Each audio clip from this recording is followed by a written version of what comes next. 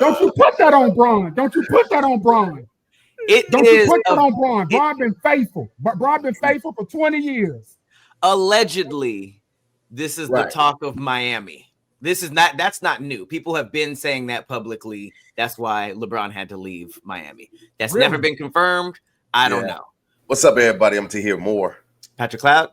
And this is another episode of Damn Internet, You Scary. Online. Yeah, man. Shouts out to all the people affected by the fire, man. We want to say that first and foremost. Definitely. LA fires. Our thoughts and prayers are definitely with you. And we're just trying to keep things going to provide some type of escape mentally, and then hoping brighten your day just a little bit. We got a fantastic show for you guys today. We got a very special guest, man. Amazing comedian and actor. Recently had the pleasure of working on set with this brother on the new season of Churchy. And when I tell you he absolutely murdered his scene, that episode is going to be one of them ones. Ladies and gentlemen, we got Mr. B. Daht in the building.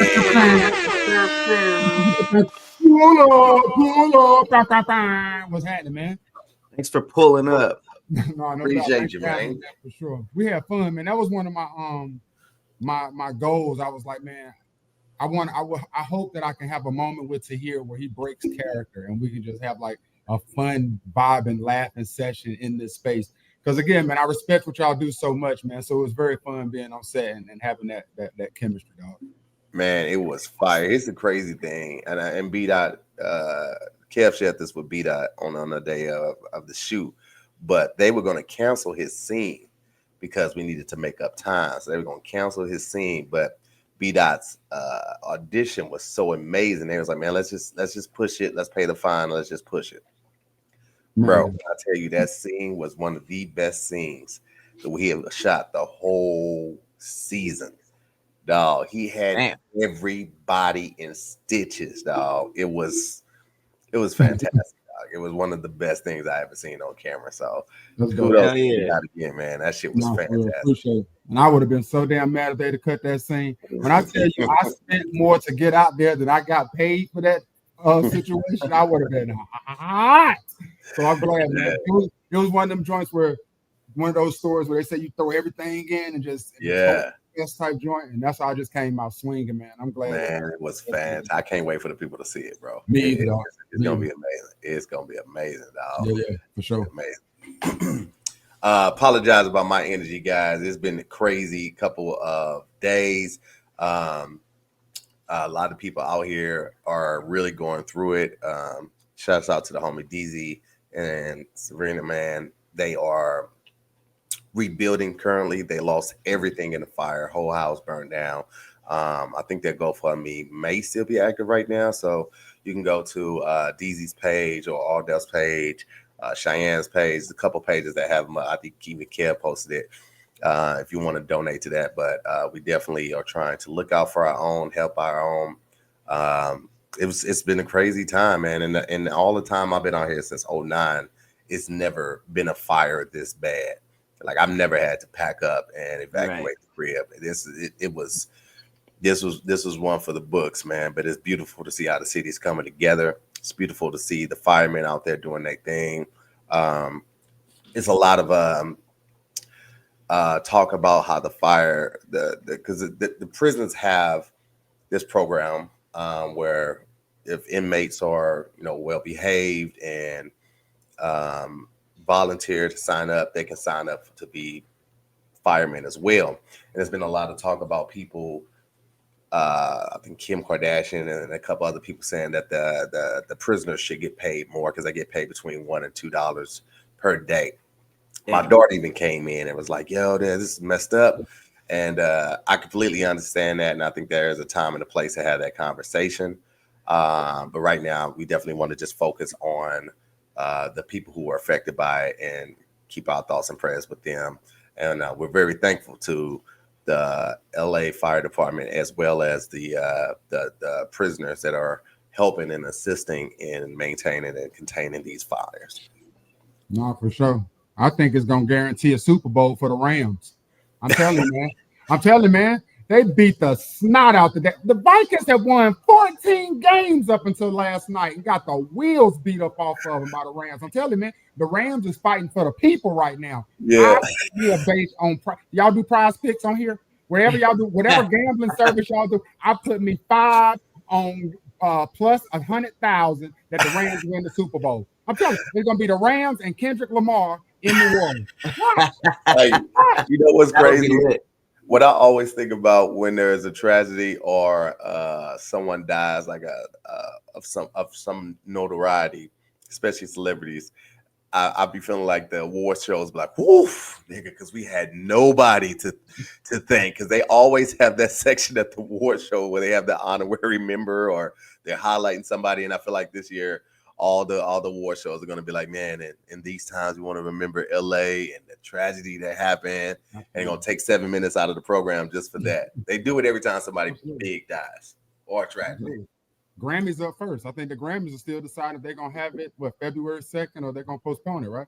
Oh, yeah. You know that's going to be on there. You know they're going to be talking about it for sure. Yeah, a lot of major artists are like pushing the album, even their albums back. I definitely get like, Rose Bowl performance and stuff like that, but they pushing their whole like rollout out just for this, this tragedy. Yeah. So you can tell, like, even though it's just happening in this city, there's a lot of people going through some stuff. Wait, what's the deal about the East Coast? It's like, I know it's like snowing a lot, but it's more than normal. I haven't been able to read about it. It's a complete flip on what y'all got going on over there. We ice storming it, but it's not really an ice storm. It's just snow in certain spaces that don't normally have snow. So Atlanta has lost this damn black mine out there. Like they're skiing down there. They're having snow parties on the corners. Like Atlanta, we know Atlanta is not really human people down there. They're all aliens. Once you get to Atlanta, you forfeit your human nature and you turn into like an alien for real. Yeah, they doing the same thing. I saw somebody on a snowboard in St. Louis, and then somebody on skis in Atlanta, and they bringing out the UTVs, the 4-wheelers. They doing all. But what's dope is how talented they are on the skis. If you've ever been skiing, that joint ain't easy. Though. I'm talking about right. They don't even got instructors. Yes. Just give us the equipment and the elements, and we can survive any damn thing, right? Yeah, man, it's crazy, bro. It's crazy to think because I'm doing this other podcast now, and it's a conspiracy-based podcast as well. But this one like takes deep dives. We only stay on one topic, and the government has cloud seeding technology where they can make rain or clear the skies, all that type of stuff. So, the more I get into that other podcast, the more I think about like, man, is this shit connected? Gavin Newsom has talked many years about LA 2.0 and a lot of places that he's talked about, making these changes and revitalizing the city are the same parts of the city that has been burnt down. He was talking about changing the architecture and infrastructure of the Palisades and Altadena and one other place. And it's like, yeah, that's very scary. Convenient. Right. That's literally what's still on fire. Yeah. It's and crazy. They just sprinkled in Studio City and all these other things that was just like, when those started getting fire, I was like, oh shit, is this whole bitch coming down? But then Sunset, it's a lot. And it's really, I feel like it's sucks because it's one of those things that like the tragedy's still happening and it's almost like, is it too soon to talk about what's really happening? Because a lot of signs just point to it being a natural fire, and it seems like California catches on fire a lot. But then you read up about what you're talking about, and it's like, well, that's weird. Yeah. Now they're catching a lot of arsons doing it like unnaturally. It's just LA would be the place to do that type of shit, bro. It's crazy because, and this is just being 100% honest, bro. I did not feel like doing this because you don't realize the toll that it takes on your body. Like your energy is always scrapped because you wake up every day to the warnings and the Watch Duty app. And shout out to whoever came out with Watch Duty because that shit has been a lifesaver and a game changer. What is that? What did you just say? So Watch Duty is the app that everybody has been watching the fire zone, and it updates pretty quickly, mainly in real time, but it lets you know what areas are need to be evacuated, where fires are contained, what fires are not contained, what percentage of containment a fire is having, what areas need to be on high alert, what areas need to keep watch, what areas need to evacuate. It's a very thorough app. So shout out to them, man. Very appreciative of all their efforts of keeping everyone informed and as safe as possible. But going back to the energy thing, man, like it's draining, especially for people who have lost everything, but also for those who haven't. Like there's a certain guilt associated with because it's still so present in our face every day. So the survivor's remorse is there, the constant awareness and checking the phone, making sure that your area is okay, and then the friends and family checking in on you can get overwhelming because you're trying to pack, or you're trying to watch, or you're responding to work emails, and you're getting all of this. It's a lot, and I found myself questioning, like, damn, should I post a video right now? Is that in bad taste? Does it seem like I'm not taking it seriously? It seems like I'm being insensitive to what's going on, or do I push forward and try to provide some type of relief and escape for people that are dealing with this? To have something else to look at on that screen, because it's everywhere. It's the topic of every conversation as soon as you walk in the room, and again, appreciate how the city's coming together to look out for each other and help with each other, but it is a bit overwhelming, to say the least. Definitely. It's interesting you say that, because my fault, Pat, go ahead. No, go ahead. I just want, because a lot of the things you say mirror grieving, right? Like a grieving process. And to that point, I lost my mom last May, right? And we've been having these mom circles. We started mom circles here. So like once a month, we all get together. We consider ourselves siblings because we all lost our mom, and we just go through this healing process together. And one thing we brought up that you just brought up was like people reaching out to you, right? Like on their end or on our end, like we're trying to reach out to our people in LA to say that, we're praying with y'all. Like we don't know what else to say, but you know what I'm saying? But like it could come off as overwhelming, the same as in the process of people just come up and say, I know you lost your mom, man. I'm praying for you. Well, I might not have wanted to talk about losing my mom right now. You dig what I'm saying? And I know you come from a place of love, but it can be so overwhelming and daunting that it's not really as therapeutic and as helpful as you would have thought it was coming from. You dig what I'm saying? So like to that point, those of us that are not experiencing it every day, we're not coming out and seeing fires. Right. Like how can we help in that situation? Like our friends, not necessarily strangers that we don't know, but our friends, because I got a friend that lives out there who owns a Chick-fil-A, right? And he was saying how difficult it was not only trying to navigate his family and make sure they were straight, but also his employees and making sure that they were straight in case they had to evacuate and things of that nature. You know what I'm saying? Like, so I've reached out to him a couple times, just let him know, I'm praying and that type deal. But I mean, I think that's and stuff like that.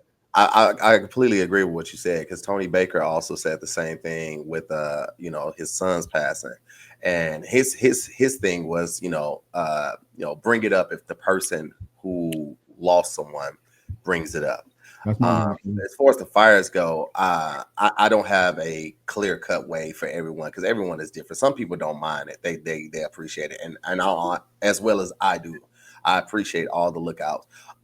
When I know someone is going through something, whether it's a grief situation with a lost loved one, or it's a tragedy or something like that, what I typically do after I make the first contact is I on the second, third, or whatever one, I follow up with, hey, just want you to know my thoughts and prayers are still with you. You don't have to respond to this.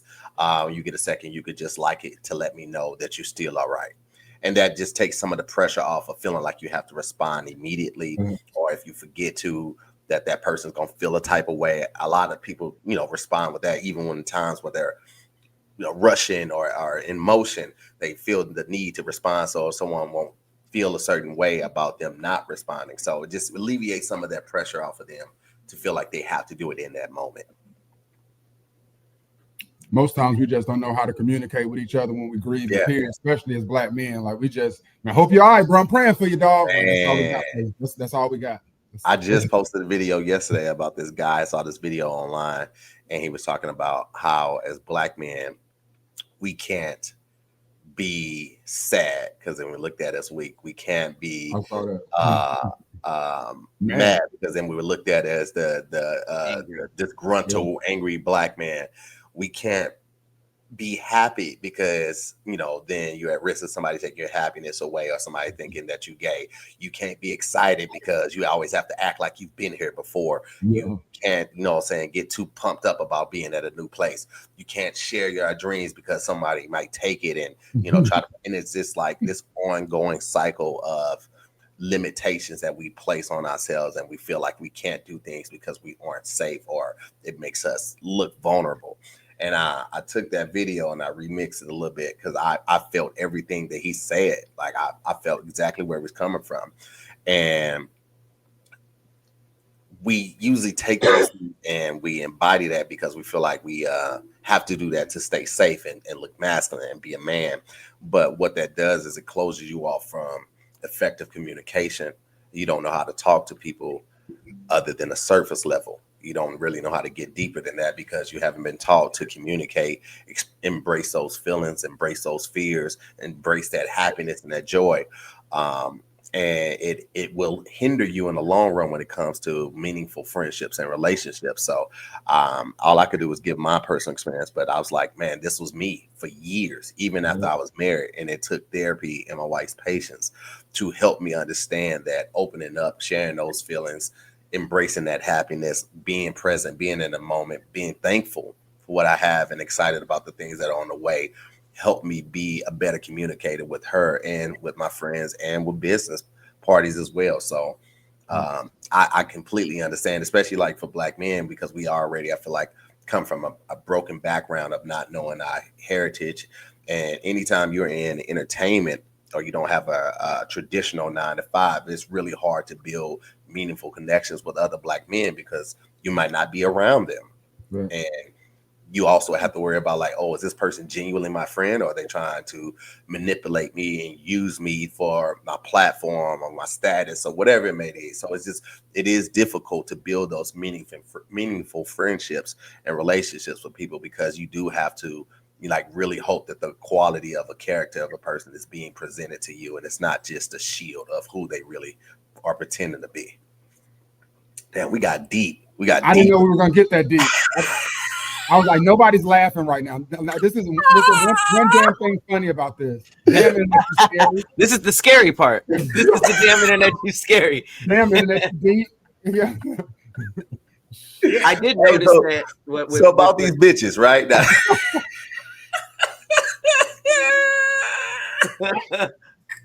Tee me up, twin. It got real. Real quick though, I think that what a big thing also is like what Tahir was talking about like the pressure of content creators. Like we don't know when to completely stop. We don't know when to like keep the train going in terms of like, you know, what people expect out of us. So it's kind of like lose. You know, you might post something and have everybody be like, what are you talking about? The city of LA is on fire. And then you might not post anything and have people like, damn, I was looking forward to, you know, a B-Dot to hear, to like, you know, cheer me up. Yeah. So I wonder if like, you know, because we experience this literally all the time, you know, with everything that happens. This is a little closer to home because of LA, but anytime something nationally is happening that's crazy, I think for the most part, we talk about it on this show, you know, we talk about it with our friends, and it seems like everybody thinks the same thing. I would be curious to have a conversation with creators on like, are we just in this for forever? You know, like no matter what's happening, is it something that we have to keep going and because that's why we're here. You know, we're not here to make people laugh when everything's all good. You know, we're also here to make people laugh when people are going through it. And we just have to like be mindful of the content itself, you know, so we're not doing like, we should still be posting, but obviously nothing about that could relate or sounds like it's related to the tragedies that's going on. Or is there a time where we're supposed to sort of like pull back a little bit and people are just like, not now, we're going through something, you know? Yeah, I agree, Pat. Like, I wish there was a format for it or something that we could refer to as to like what is the proper protocol for posting and stuff like that. And like, I think, at this point I've just been doing it kind of like, as I see fit. And also, like you said, the content, like, nothing that could possibly be related to a fire or anything that could be taken out of context to be taken the situation lightly. The content really makes the difference, as well as the context of the content that you're posting. So I absolutely agree, man. I think you just stay true to you. Like, because I just saw James Davis, he posted something, but it was a set that he did on stage talking about the fires. You dig what I'm saying? So like, just that. So like, I personally think like whatever your audience likes to, if it's the Pat Geographic and you're talking about animals, talk about that, drop that, because somebody needs a relief from scrolling and seeing the fire, and then you pop up, Pat, and it's like, oh, something different, you know what I'm saying, against the damn algorithm, like that type vibe. So I think both. I think we're successful in these spaces because we trust our instinct. Sometimes everything don't work. That's not saying that, but whatever we post, people gravitate to the truthfulness and the honesty and the vulnerability in that. So whatever we're going through, whatever our focus is, if we got to take on the fires, then we drop some content about that. If it has nothing to do with that, then we stay with that. Like, I think you just stay true to you. There's definitely a bit of overthinking with it though too, because it's like, obviously I'm not going to post anything that is negatively talking about what's going on with the fires, but last Friday we were supposed to drop episode 1 of Roast Me, and me and Meg were kind of like, I know it's not this about the same thing, but I think dropping something where you know what I mean, like the whole theme of the show is there's fire and all these sound effects. I was like, okay, I don't know if anybody would take it like that. It took me a second. And I don't know if anybody would take it like that, but it was like, this was like Friday, like the day it was bad. No and cooking I was like, shows should be aired. No cooking shows, nothing. Man, look, Pat, remember the first season? The first season of Roast Me, this nigga Pat had a rotating spit. So we would have been up there like a goddamn 7-Eleven hot dog. The theme was hell. Yeah. So we were just like, man, not now. Not now. Not the best wordplay for right now. Okay, that's fair. Yeah, that would have been crazy as hell, boy. Definitely some overthinking in it, but I was just like, man, let's just play it safe. No, that is smart, because sometimes you throw stuff out there and you don't know that it's gonna hit, or you don't know that it's gonna lose like that. You dig what I'm saying? Like Jello Ball had no clue that song was gonna get him $13 million, but here we are, guys. What you mean? What? What you mean about the $13 million? I know that song is going crazy right now. He just signed a deal with Def Jam for $13 million. For that song? Yes. Wait, what song? I guess we swerved.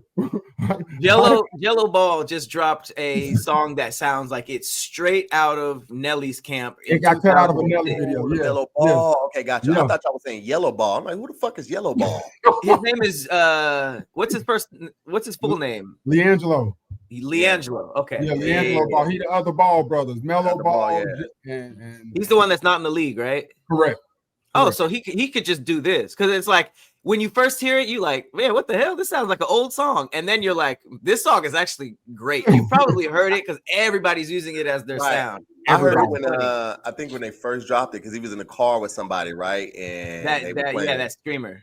Yeah, and I didn't hear that all the way, and I also like in the car while somebody is like recording doesn't sound the best, so I need to go to a DSP and like actually listen to it. Because I keep hearing people, and I saw the rappers like, oh, let me get the I think what's the boy Boosie and Moneybag. Yeah, it was like, yo, send the track.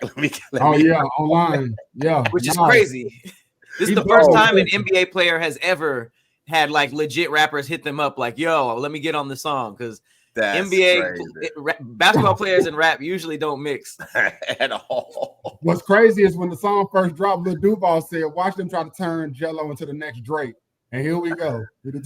Oh my God. Before we get into that, because we definitely got to get into the Drake situation, bro. Like, I A new one? Florida, yes. Before we do that, I do want to take a moment real quick because we talked about it. I grazed over real quick that mental fortitude when dealing with this type of tragedy or any type of tragedy or a loss or anything like that. Just want to let you guys know that this episode is sponsored by BetterHelp. And BetterHelp is great, man. I can speak to the help that I got from it. I love the convenience of it. I love that everything is done online. You can, take your appointments virtually. You don't have to go to anyone's office, find parking and all of that, man. Listen, it's the top of the year and it already has started off crazy.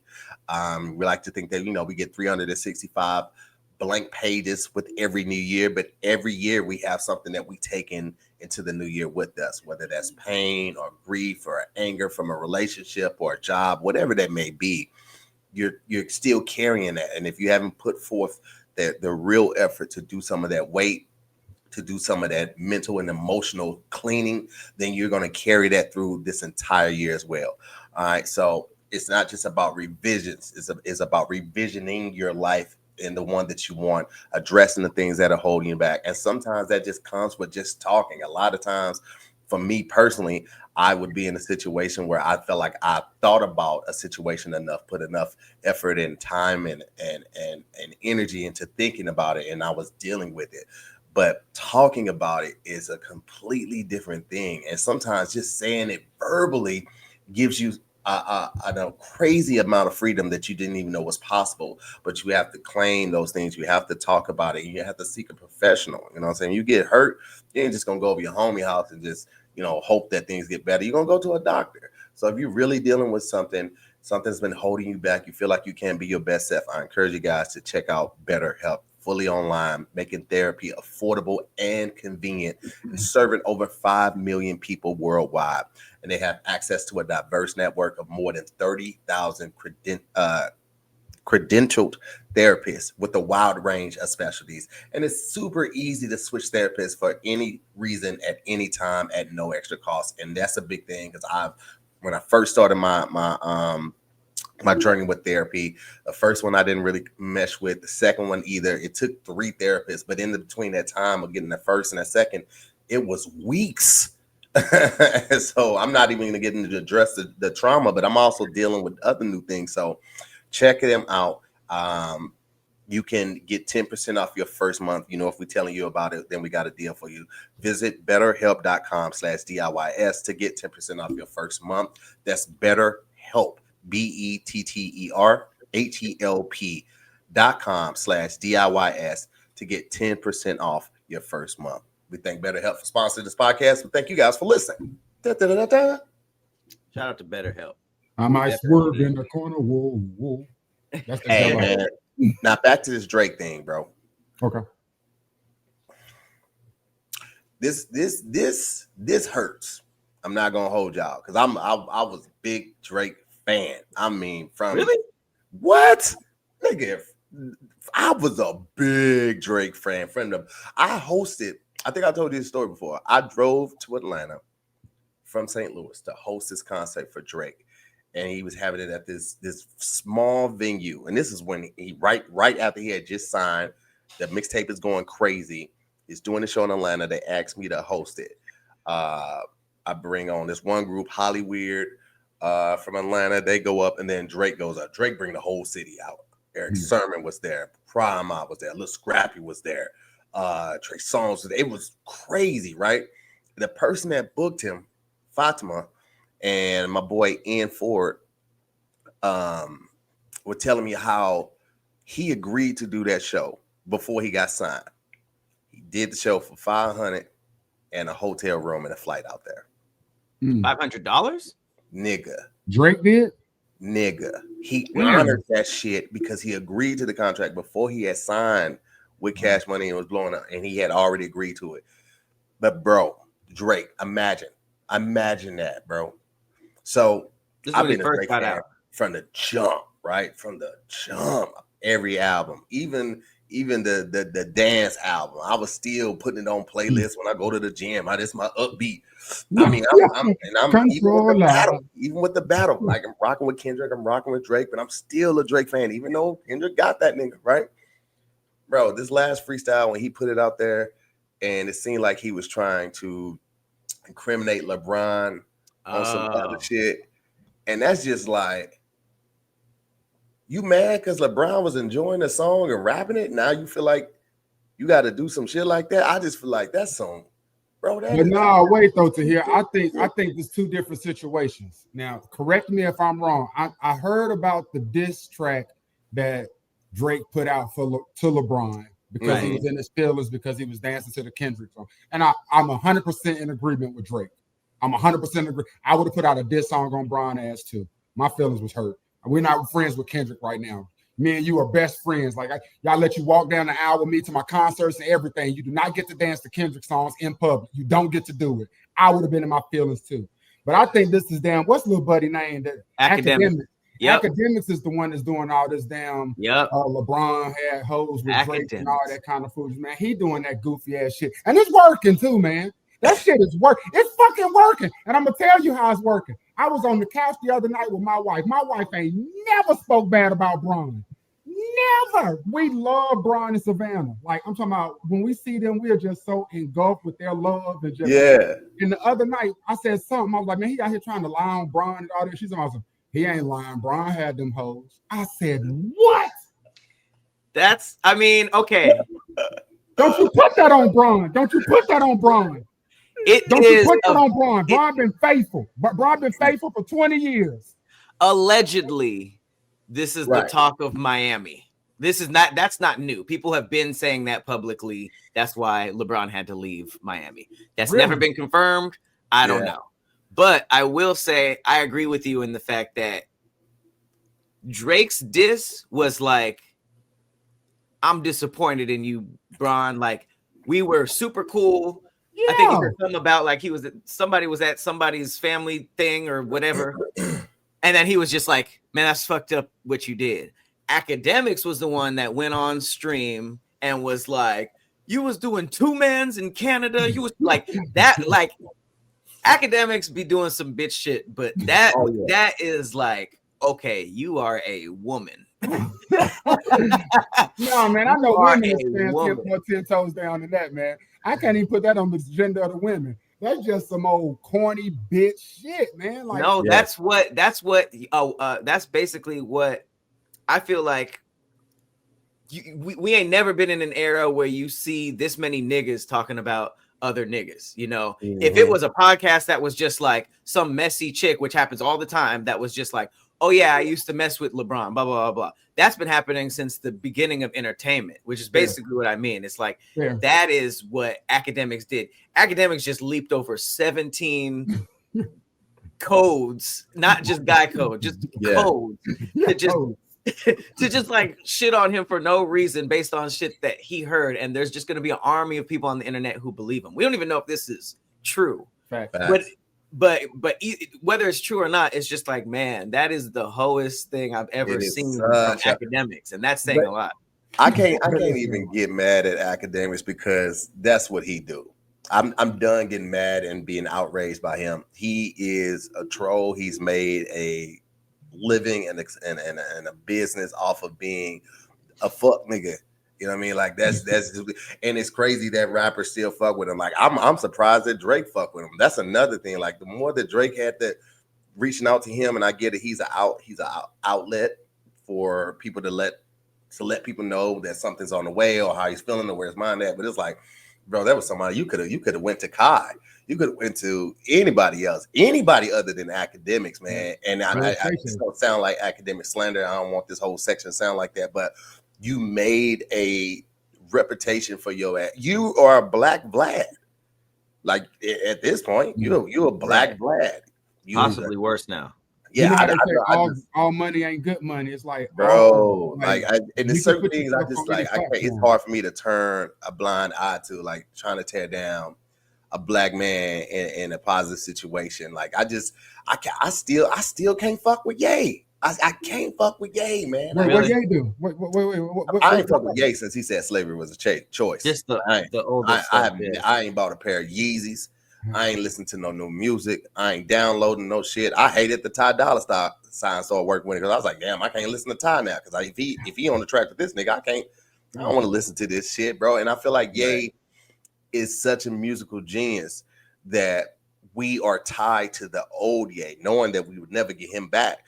And I don't feel like I don't think he views himself as part of the black community.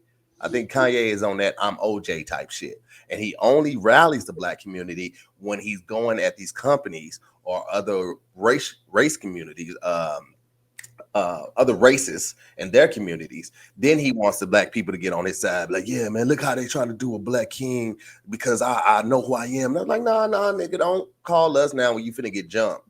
You should have been talking shit. But see, like, now, to that point, though, like, I grew up like college dropout, like Kanye fan, like producer on the rock, rapping on the song Champion. Like, you ain't know our producer could rap like that, Kanye. Like, so like, I do know that he has that black love too, like just in the reference of his music back then, talking about dating a Delta and just all these things. Like, I think his situation, like we lost a version of Kanye when he lost his mom. Yeah, you know what I'm saying? Like, I really feel like that was something that, like, even what you just talking about mental health, like black men and mental health, like that is a uphill battle that we're facing, like, because we always talk to keep that shit to yourself. Like, you know what I'm saying? Like, you can be strong, you can't be sad. Like, men don't be sad, men don't be scared. And like you were just saying earlier, like we have a myriad of emotions to experience. And Kanye, he does not really, like, he just goes off the deep end. Like he doesn't have emotional maturity, like Pat was saying earlier. He doesn't have emotional maturity where he's learned how to. And it's so strange because so many of us that talk for a living, you would think that we would be able to verbalize our emotions a lot better than we do, but we don't. Like, a lot of us like hide our real emotions to make others laugh or to create more content or to make a dope ass album. You know what I'm saying? Like, we never really deal with those things. But like, I like, even with the Kanye saying that that slavery was a choice, like that was some of the most ignorant shit ever. But the reality of that is, I just feel like we all need grace in those spaces. Like, I got a podcast called I Didn't Know, Maybe You Didn't Either, right? And the podcast, this is not a plug for this, even though it is a cheap plug. Nah, you plug that shit. Like, the podcast is about Black history facts that I did not know. And maybe you didn't either. You did what I'm saying? Like, and I remember last time I was shopping, I'm zooming with the homies, and I was telling them like George Washington's teeth and how Christopher Columbus was a super racist. And they were like, you ain't know Christopher Columbus?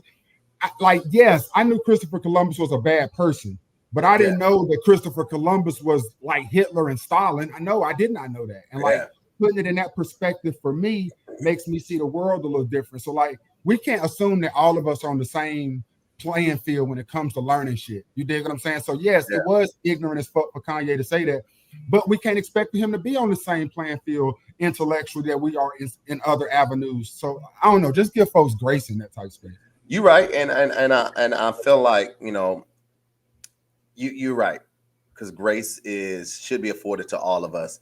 We all need that. I feel like that the antics that he was doing, maybe I just ran out of it, bro. Like it was Kanye went left now. Let's be clear. Kanye went left as hell. Like, my thing is, like, he was very expressive and direct about how he felt about Virgil. He was very expressive and direct how he felt about Dame and what's that boy name that Kim Kardashian was dating, the comedian from Pete Davis. You know, he's talked about his mental health. He's talked about, you know, being on meds and all of that type of stuff. But you still out here like wilding. And I know, like, somebody like, I would imagine somebody like him with that type of personality, that big personality, even the people that are around him that are trying to encourage him to do something different. Like, you can't really tell a man like Kanye what to do, especially when he's aware that he's Kanye and he's leaning into like, bitch, I'm Kanye. It's like, you know, it's only so much the friends and family close to him can do. So you're right. And I would try to move forward with a little bit more grace. Yeah, him becoming a billionaire too. At your own pace, but you know. Yeah. But you're right. Like Kanye's a little different for me because, like, you know something's wrong with him. You know, like the same way if somebody with special needs went online and said some wild stuff, you probably wouldn't dig into them as hard as, you know. So I think that when you think about like, man, this nigga is a musical genius. He's on the top of his game with music. That might, you know, he might be like 100 with music and like 20% in other areas with his brain. So I feel like when he says outlandish stuff, even back to like George Bush don't care about black people, you know, right? Even though that was like what a lot of people were thinking at the time.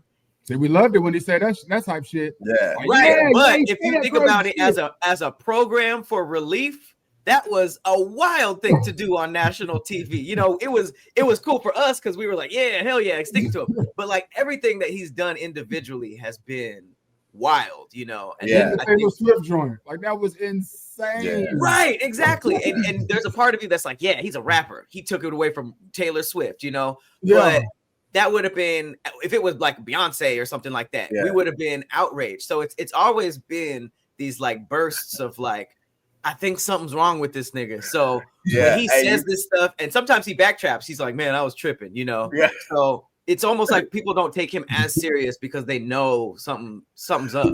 Yeah, and you know what, Pat, you make a great point, because up until this point, right now, I had never looked at all of his antics and wild ass moments in totality. Like looking at it as it happened, so you didn't. But if you step back and adjust your gaze, you be like, okay. Remember when he was on Punk and he was like, fuck it, I'm taking my shit. Remember remember the outbursts at concerts and shit like that. Remember the Taylor Swift thing, going on stage. This nigga really went on stage and said that shit and then did this. Like, and then shrugged and gave her shit back and went to his stage. Bro, look at his documentary back before he was even famous. This nigga was rolling up on Ludacris with a camera team, like, hey, are you done with the studio? I want it. And Ludacris was like, yeah, sure. Like everything he did, like going into studios and playing his beats, and niggas was just like, he was like, I'm a rapper. And they're like, can we just get a beat though? And he's like, nah, I rap. Like it just like kind of like grew with money. Yeah, it was, and now we're seeing the billionaire version of that, where it's just even the way he dressed at that time. Motherfuckers was dressing with big jerseys backwards and Jabot jeans. He came in with polo and backpacks and collar pop too. Yeah, collar under the polo, talking about he want to rap in the same room with Jay-Z. And nigga, you crazy? Fuck out of here. Fucking nut job. Hey man, I never even thought of it like that, man. You've been crazy, when he hit that Billy status, that was just something completely different. But here's the thing, ladies and gentlemen, if you want to reach your Billy status, you've been having a little difficulty reaching it, I want to let you know that this episode is also sponsored by Acorns, and Acorns makes it easy to start automatically saving and investing your money so it has a chance to grow for you, your kids, and your retirement. And you don't have to be an expert. I know people start talking about stocks and bonds and all of that type of stuff. It can be overwhelming. Well, with Acorns, they will recommend a diversified portfolio that fits you and your money goals. You don't have to be rich either, because I know that's the second thing. I don't have $10,000 or $15,000 just to invest in it. You ain't got to worry about that. Acorns lets you invest with the spare money you've got right now. You can even start with as little as $5 or even just spare change. You don't need a ton of time. You can create an Acorns account and just start investing in just 5 minutes. And you don't have to feel like your financial wellness is impossible. All right. Acorns gives you small, simple steps to get you and your money on track. Basically, Acorns does all the hard parts. All right. So you get a chance to watch your money grow. Now, I would like for you guys to check out Acorns. Head to acorns.com/DIYS or download the Acorns app to start saving and investing for your future today. Again, head to acorns.com/DIYS or you can download the Acorns app. This is a paid client endorsement. Compensation provides incentive to positively promote Acorns. Tier 1 compensation provided. Investing involves risk. Acorns Advisors, LLC, an SEC registered investment advisor. View important disclosures at acorns.com/DIYS. That last part I had to say, they wanted to be sped up. I don't think we're going to be able to speed it up. So y'all just going to have to. That sounded painful. I was going to ask if you was okay after reading that. That sounded painful as hell on our end. We're like, God damn, spit that shit out to here. or to don't. Either to do or to don't. But get that shit to them words was popping up and then ducking every time I talked. Like I said, did. What? Hey, live shows are hard. Oh, child, let me tell you. We might have to just record that audio on that last part. Not send that one in post. Fix AI. Post. That was nuts. But I listen. Sometimes I just try to power through it. But the ones when it's the SEC, you got to just excuse me. I'm sorry. Let me say that again.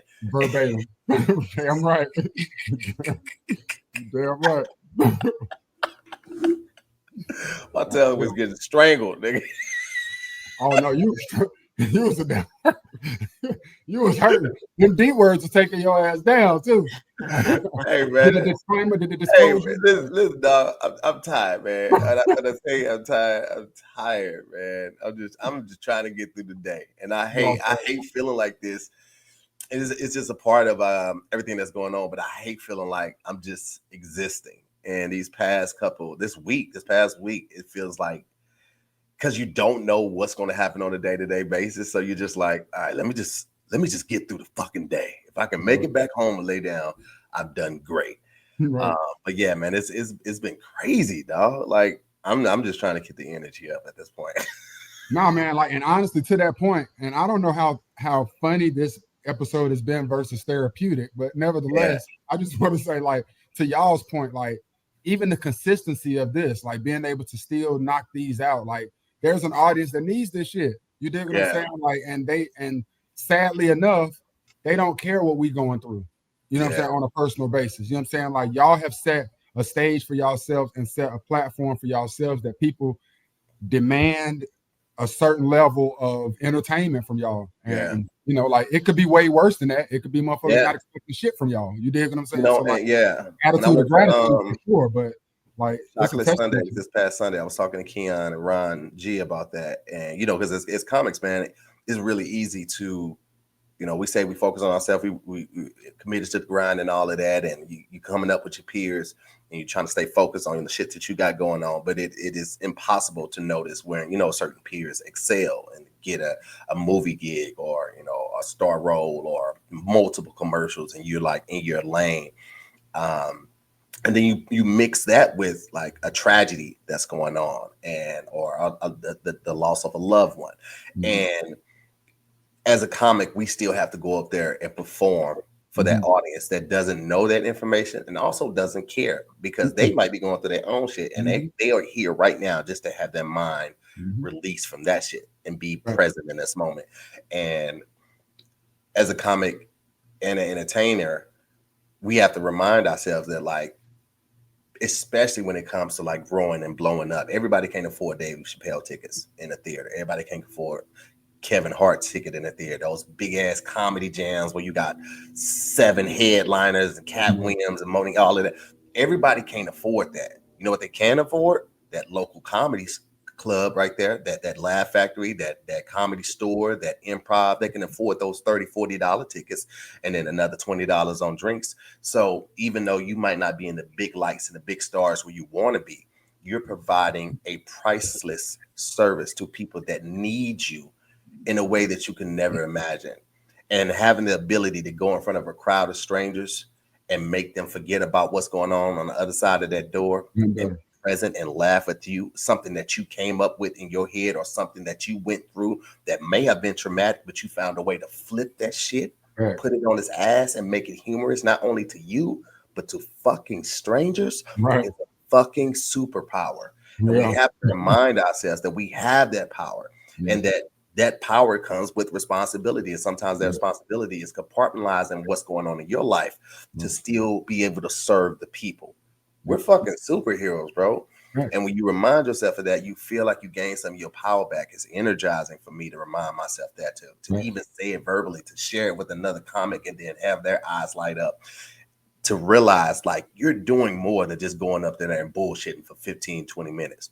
And sometimes comics need to be reminded that, because they've been going up there bullshitting for 15 minutes. Sometimes you need to remind it, like, nigga, you have a responsibility, if you're going to call yourself a comedian, to go up there and do your fucking best, because people are dependent on you.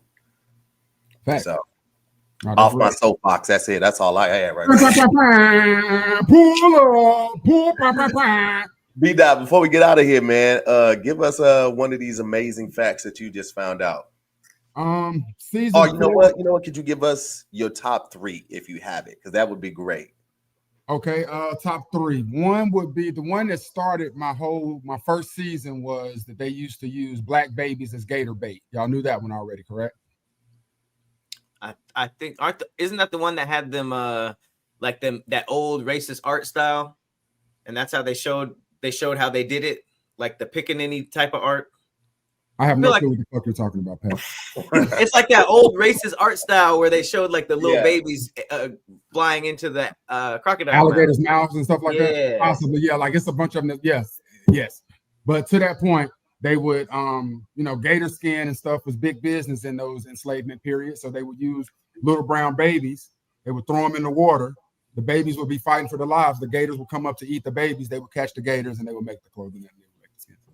That's so unnecessarily racist. They could have used anything bait. Bro, they went out of their way like black babies. They could have used the chicken. They could have used anything. They could have used like a fish. Gators aren't racist. Why? That's so random. So they told you like, nah. We only like chocolate dip babies. If you ain't got nothing there, we ain't covered up. The brown ones only. Wow, that's a real thing. So like I was having stories like that for season 1, but it was a lot of them like that, like buck breaking.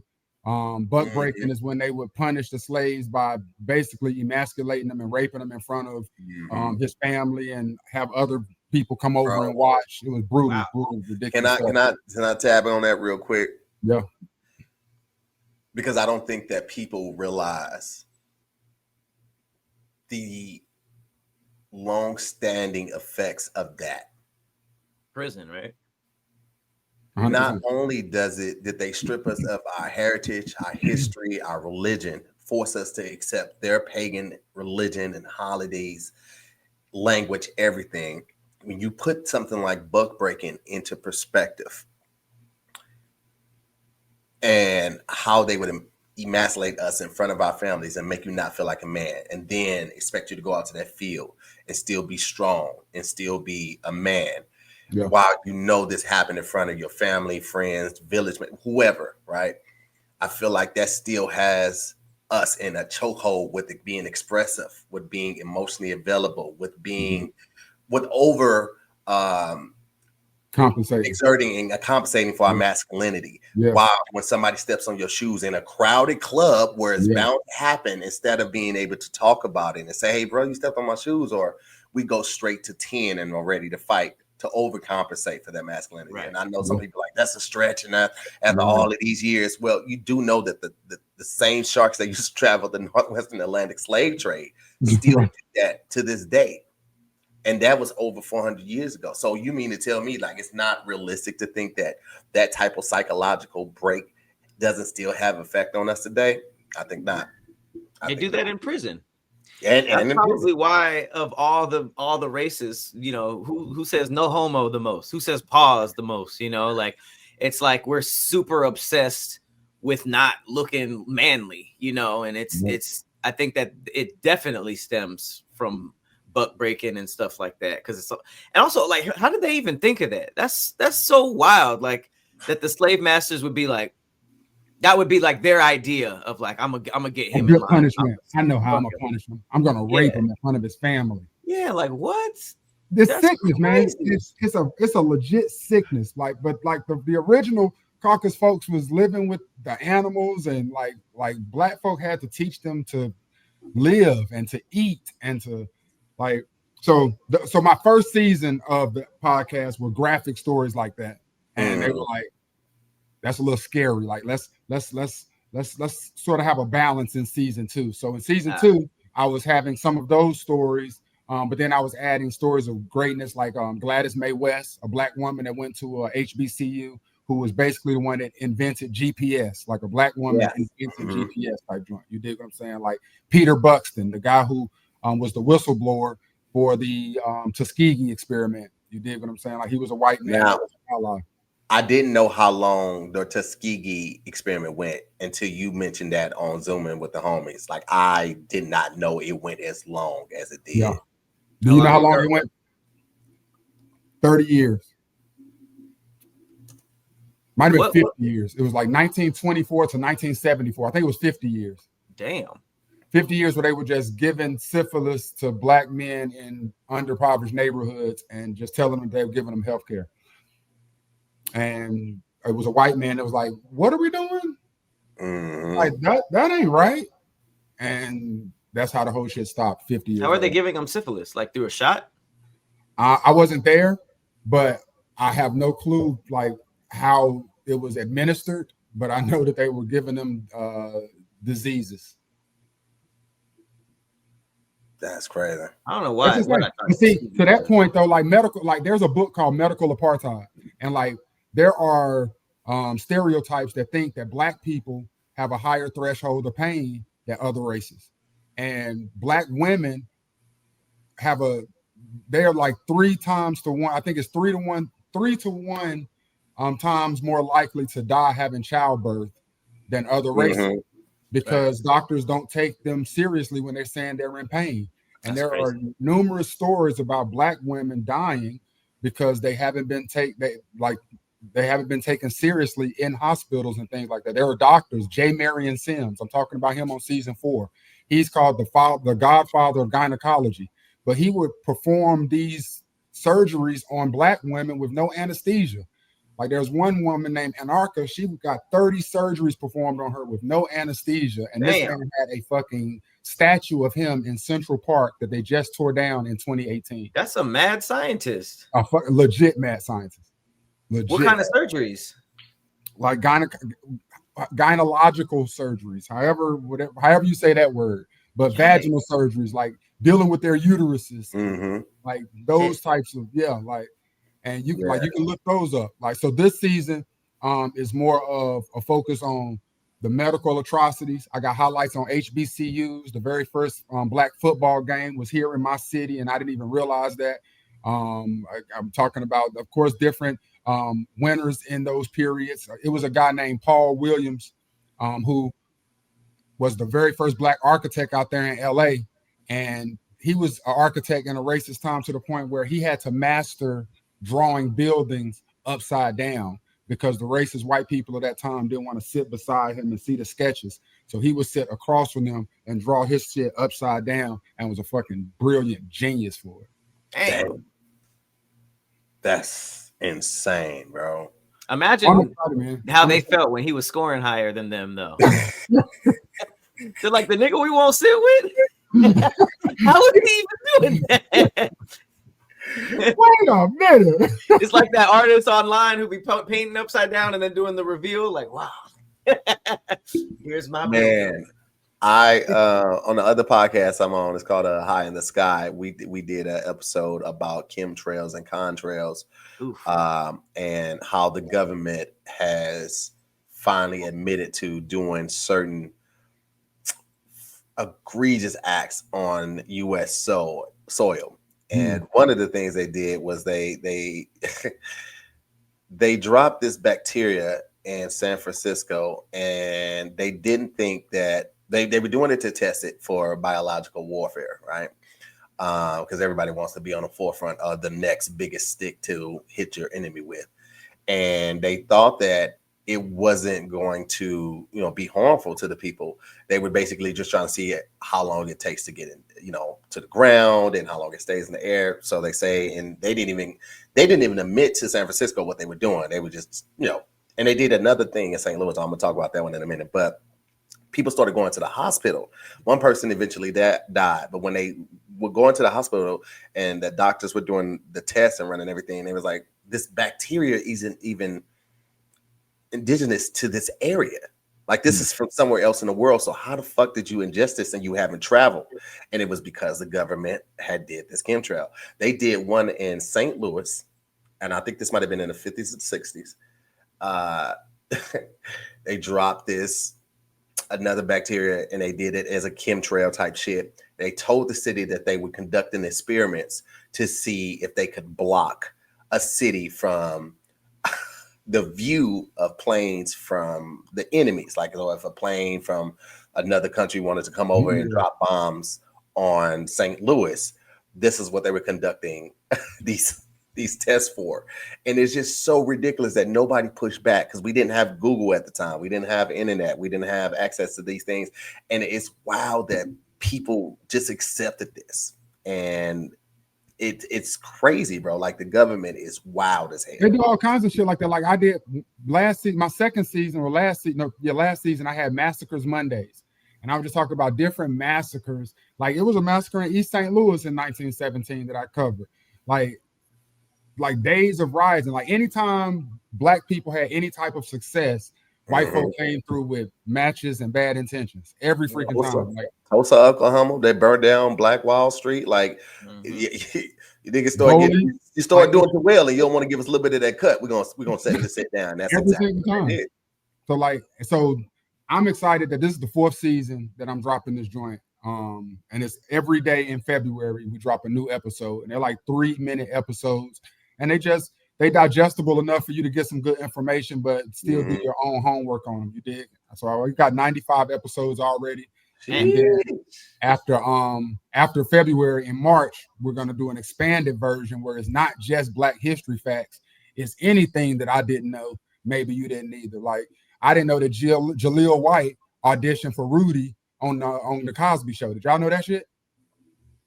I had no clue. Like, Rudy was a guy character that they was auditioning for, and Jaleel White auditioned for that joint. But then Keisha Knight Pulliam, she damn did so good that they had a little a little Rudy off, and she won that shit.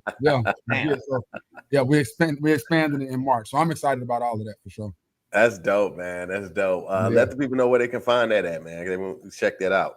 The Black Effect Podcast Network. It's on iHeartRadio. The Black Effect Podcast Network has other podcasts. Jess Hilarious is on there. The 85 South is on there. All the Smoke is on there. You can find I Didn't Know. Maybe you didn't either. We kick off February 1st, 28 episodes, all Black history that I didn't know. Maybe you didn't either. Check that joint out, man. Wherever you get your podcast platforms at. There it is, man. And go ahead and drop your IG and stuff where people can find you online. Oh, B.TV, BDAHT. It's not B the hat, it's B dot. See, and everybody always asks me, see, the AH is phonetically ah. That makes the ah sound. So it's B dot DAHT and TV. And why'd you spell it like that? Cause man, like I didn't want it to be B dot like DOT. Like I didn't want it to be, that was too normal. Like everybody had DOT. So I just wanted to do the phonetic spelling with the AH and made it B dot. Yeah. And I'm on a Beyonce song if anybody's interested. Beyonce took my voice and she put it on her song, but she ain't never paid me for it. But I still love her because my mama was happy about the song. What song is that? Yeah, Before I Let Go. What was he saying? At the very beginning of Before I Let Go, you're gonna hear somebody say, "What did he say?" And it goes, "Whoa, whoa," and then you make me happy. Like that's legit my voice at the beginning of the Beyonce song. From where? I was doing a event at Winston-Salem State, my alma mater, Winston-Salem State. We were hosting something for homecoming, and the DJ played Before I Let Go, and that was just something I do when I'm hosting parties for a call and response. So I said, "What did he say?" And the crowd said, "Whoa, whoa," and she dropped the Netflix special. And I'm just sitting there chilling at the crib, and folks start hitting me like, "Daht, I think I hear your voice on a Beyonce record." And I'm like, "Yeah, right. My voice ain't on no goddamn Beyonce record."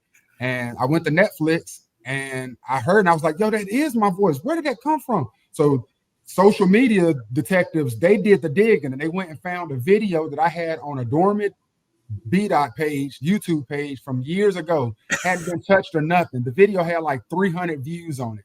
And one of those was Beyonce. Tay Keith came across that, used it in the song, and next thing you know, I'm on it. What's the song called again? Fuck him up, man. It's Before I Let Go. Yeah, Tay Keith, fuck him up. Yeah, fuck him up for real. Fuck him up and don't give no money for this shit. That's Before I Let Go. At the very beginning, you're going to hear, "What did he say?" I just heard it. Yeah, only one of us on this screen is on a goddamn Beyonce record, and don't you forget it. But all of us got paid the exact same amount.